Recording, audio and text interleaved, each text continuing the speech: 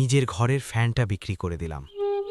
গরমে থাকবো কিভাবে সেটা ভাবার সময় ছিল না, কারণ আমার দরকার ছিল শুধু বাড়িতে পৌঁছানো। ভাড়া না দিয়ে সেই টাকা দিয়ে রওনা দিলাম। মনের ভিতর হাজার টেনশন। বাড়িতে গিয়ে কি করব, কিভাবে সব সামলাবো। রাস্তার মধ্যে আমি ছোট ভাইকে ফোন দিলাম। কাপা কণ্ঠে বললাম, ভাই, ঈদের আগের দিন, চারদিকে মানুষের ব্যস্ততা, আনন্দ, কেনাকাটা, কিন্তু আমার ভেতরটা ছিল একদম ভাঙা। বাড়িতে পৌঁছে ছোট ভাই আমার হাতে 1000 টাকা দিল। বলল, ভাই, আপাতত এইটা রাখো, লাগলে আরও দেখব, আগে বাজার করো। আমি টাকাটা হাতে নিয়ে বসে রইলাম। চোখে পানি চলে আসলো, কারণ আমি জানতাম এই টাকা দিয়ে কিছুই হবে না। আমি চুপচাপ বসেছিলাম, মাথায় শুধু চিন্তা আর চিন্তা। হৃদয়টা ভারী হয়ে গিয়েছিল।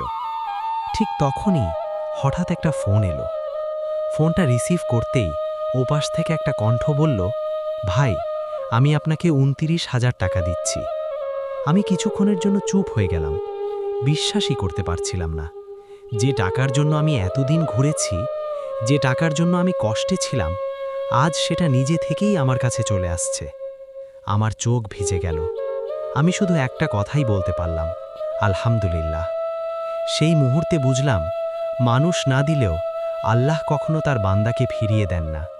যখন সব দরজা বন্ধ হয়ে যায়, তখন আল্লাহ এমন একটা দরজা খুলে দেন যেটা আমরা কল্পনাও করতে পারি না। শেষ কথা, মানুষের উপর ভরসা কম রাখো, আল্লাহর উপর ভরসা রাখো, কারণ মানুষ ফেলে যেতে পারে, কিন্তু আল্লাহ কখনো ফেলে যান না। সাজু স্টোরি, সাজুর গল্প ঘর।